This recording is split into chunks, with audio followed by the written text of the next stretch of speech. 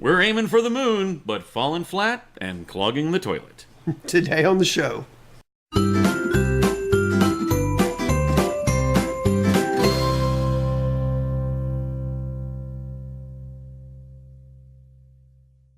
Good morning, scallywags! Happy Monday. I hope you guys had a good weekend. I had a great weekend. Yeah, It's a little close from when we filmed last time, but that's okay. A little odd. We just gotta find the rhythm. Get into the groove, boy. You've got to choose love to me. Yeah. Something like that. Anyway, so breaking out your news and what you might have missed. And I got breaking news here. You know how you do your laundry and it never fails. It comes out of the dryer, you're always missing that one sock. Yeah. Well, the mystery of the lost sock has been solved. A secret filter in your tumble dryer. That's right, that is coming from Danielle Carr. This is out of the UK. Says it's not all of them, but at least some of them have been found in a secret filter that's actually behind the filter in her tumble dryer. So the filter for the filter for the filter. Yeah, that's right. Long story short, you've got basically that gap that's between the roller, the part that the clothes are actually in the tumbler, and the actual frame of the dryer itself. Well, they're slipping down in there sometimes, and they get basically, so you've got the lint trap or the filter. And then if you actually take that apart and remove it, you'll find another filter behind that. And that is that mysterious dimension where all socks go to upon being lost. So apparently there is no missing dimension. We just have to do a little housekeeping. Yeah, check it out. Yep. If you open this, and then it looks like this lifts. Oh look, there's actually a sock. One sock.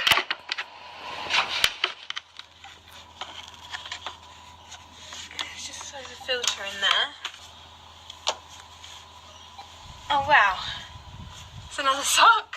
So yeah, thank you, Danielle Carr. Yeah. Mystery solved. Made my day. I can actually go take my dryer apart now. And I'll go. Oh wait, we're doing the news. I can't do it. Wait till after. Yeah. Well, I got a young man in my story that has a little conundrum. Didn't think too far ahead. His conundrum is that he's an idiot. Yes. Indiana man takes a cab Quite the conundrum.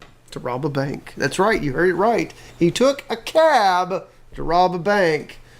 Man in Indiana who apparently needed a ride to decide to take a cab to and from the bank robbery. Derek Farah, 19, was arrested last Thursday, less than an hour after allegedly robbing the Fifth Third Bank. The Fifth Third Bank in Evansville, Indiana. Farah reportedly ordered a taxi cab at home before taking it to the bank, where Evansville police said he gave the bank teller a note that read, "This is a robbery. Give me all your money. This is a stick-up." The man then allegedly took the cab back home, paid the driver $20 from the money he stole. Authorities recovered all the money stolen due to the robbery except the $14 cab fare and the $6 tip. Investigators, according to the newspaper, found paraphernalia used to ingest synthetic drugs at the young man's home, and Farah is being charged with possession of drug paraphernalia, robbery, and is being held in the county jail. Why does that remind me of like that episode of Black Mirror, Shut Up and Dance, where they're like forcing the people to go right? And they have to, yeah.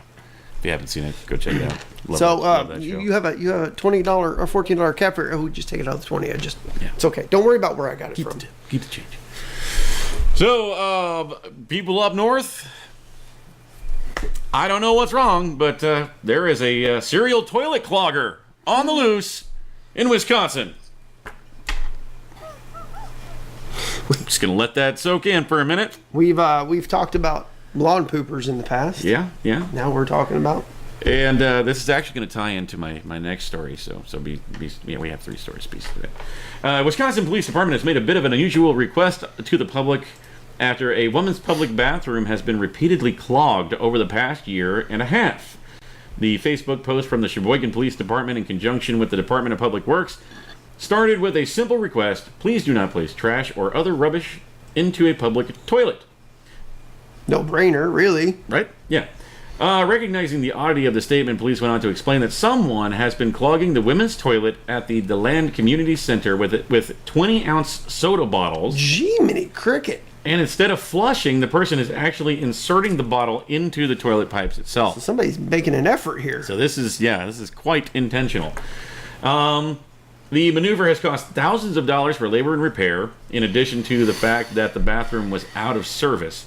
Why do this? I don't know, but if you help find us the person, I will tell you, police said. This is a very strange and gross, but that is the reality of life. The facility's toilet was clogged roughly a dozen times in 2016, about 14 times in 2017, and 3 times so far this year. Yeah, I kind of want them to catch this guy so we can do a follow-up story, or gal. Yeah. Like, why are you doing this? They have received evidence from cameras near the bathroom that does show an adult male that could be the culprit. Now, seeing as how it's the women's room, if they're catching a man going into, maybe, I don't know if it shows him going into the bathroom or whatever, but if that's not the guy, then a man going into the women's restroom is definitely cause for suspicion. Right? Yeah. Well, when they find this guy or gal, maybe they can ship him over to this girl once she gets out of her own courtroom. Oh, yeah. Judge locks herself in courtroom and causes $3,000 worth of damage. That's right. A judge in Oregon used a bench as a battering ram to break free from the local courtroom, causing $3,000 worth of damage. Judge Susie Norby, she offered to pay for that damage out of her own pocket. Norby. But wait a minute. The county spokesman says, hold up, no, we'll just take it out of the general funds. So, meaning the taxpayers in this Oregon County are going to be actually wanting to fix their own courthouse, not the person who damaged it. I feel deeply sad to have caused harm to our beautiful and historic building, she told the newspaper. It's a building I cherish, I respect, and I'm proud and grateful to work in. Repair work on the Oregon County courtroom will include reinstalling marble on the framing above the courtroom doors, the reporter said. Norby said she locked herself in the courtroom March 4th on a Sunday and tried to ram her way out because her keys and phone were elsewhere. Nobody was expected back until Monday morning. She was there for an hour until a county deputy sprung her. Oh, really? Yeah. So, when a judge locks in with makes her want to cry, then a deputy walks by, she gets sprung. Oh my. Bad jokes, we got them. And my computer kind of completely froze up here, so I got to actually reopen my story here on the phone. So bear with me one second here. Watch me drink my mom's. As heartbroken locals, speaking of clogged toilets, heartbroken locals hold a candlelight vigil for a Taco Bell that burned down. No! When a beloved Taco Bell in Montgomery, Alabama burned down last week, a lot of locals were shell-shocked. I don't know why they went with shell shock there. I mean, it's like a turtle shells. Get it? Shell shock means a turtle reference. Others saw an opportunity to pay tribute. Let's see. This was a girl named Katie James, whose roommate Russell Dowis eats a lot of fast food. So when he told her that he was sad that the local Taco Bell had burned down to the ground, James decided to bust his chops. He said we should hold a memorial for it. To which he responded with, "Oh my gosh, we should do a candlelight vigil." Oh my god. And then he moved on with his life and didn't think nothing about it. About 10 minutes after that conversation, he had made a Facebook event titled Candlelight Vigil for Taco Bell. And luckily, no one was injured in the fire. I don't know why it goes back to the fire, but about 100 people actually came out to the Candlelight Vigil to pay tribute and remembrance to a Taco Bell. Just goes to show you that social media can do a lot of odd things. Yeah. Why aren't we famous yet? I don't know. And Chapo just got here, so of course Bella just had to go barreling through the house there in case you were wondering what that noise was. Yeah. Hang on. I gotta go lock the door. Yeah, and he still has another story left, so I'm gonna kind of stall here for a second while he unlocks the door to let Chapo in, because that's not odd or weird or anything. As a flat earther finally launched himself into space on his homemade rocket. And here's how it went. And speaking of tacos. Oh, he brought tacos. He did bring tacos. Our Taco Bell didn't burn down, though. Thank goodness. Well, read this quick. So Yeah. some time. So, hey, here's the deal. The flat earther, Mad Mike Hughes, the world's only flat earth rocket man, he finally launched his rocket after weeks of trial and error. Yay. Saturday afternoon around 3 o'clock, Mad Mike flew just a mere 1,800 feet into the air. He didn't even get higher than the mountains around him. Yeah. To see if the world was indeed flat. The 61-year-old daredevil told the Associated Press that he felt fine after the launch, although he had an achy back from the jolt and the heavy landing. The footage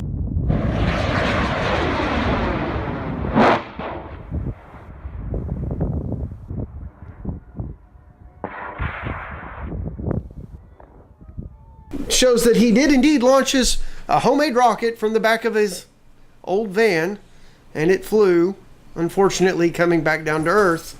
I'm glad I did it, Hughes said, speaking to the AP. Yeah, I guess. Hughes. I guess it felt, I'll feel it in the morning. I won't be able to get out of bed, he says. At least I can go home and have dinner and see my cats. Do I believe the Earth is shaped like a Frisbee? He goes on to say, I believe it is, but I do not know that for sure because I did not go into space. From 1,800 feet, everything looks the same.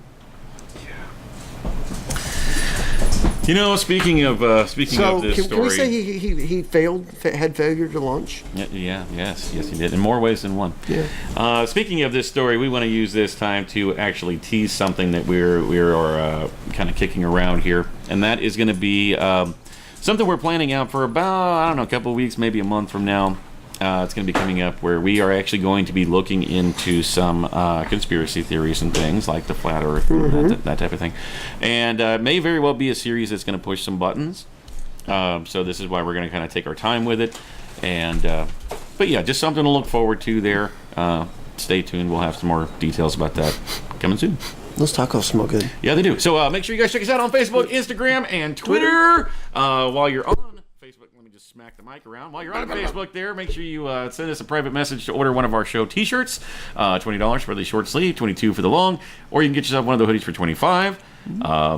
While you're here on YouTube, make sure you like, share, comment, and subscribe. Bell notifications. One button click. That's all you need to do, guys. Yep. Short, sweet, and simple. We'll see you tomorrow. Here's your Russian clip of the day.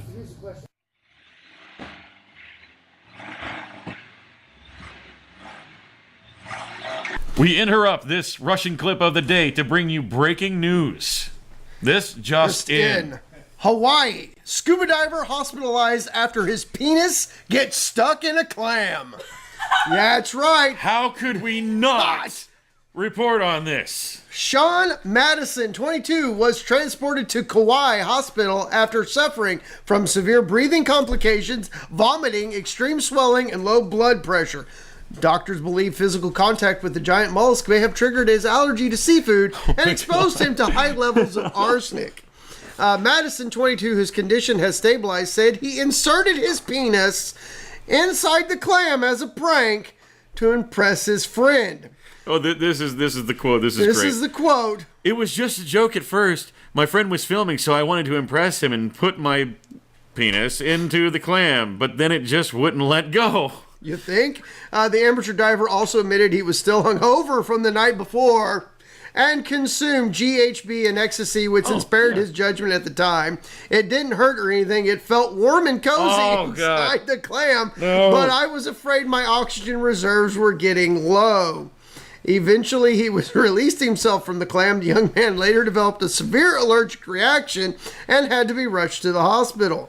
Dr. Smith admits it is the first case of its kind in his 22 years of practice. He says that allergies to seafood are fairly common and usually occur after ingestion of fish or shellfish, not after sexual intercourse with shellfish. In Hawaii folklore, the clam goddess Wawa Yuri was forcefully impregnated by Aku, the shark god. There's another thing. A fatal incident occurred at the Waikiki Aquarium in Honolulu back in 2014 at an aquarium when an aquarium employee put his head inside a giant clam and lost consciousness before he could be rescued, confirming the local reputation of the mollusk as a killer clam. Yeah. Yes, Cass. You said he was hungover? And high. Hungover high. He's 22 years old. Pressing his friends. Spring break, everybody. This is the future, ladies and gentlemen. This is the nation. And you're welcome. Yes, thank you, Chapo, for that. We now return you to your Russian clip of the day, already in progress.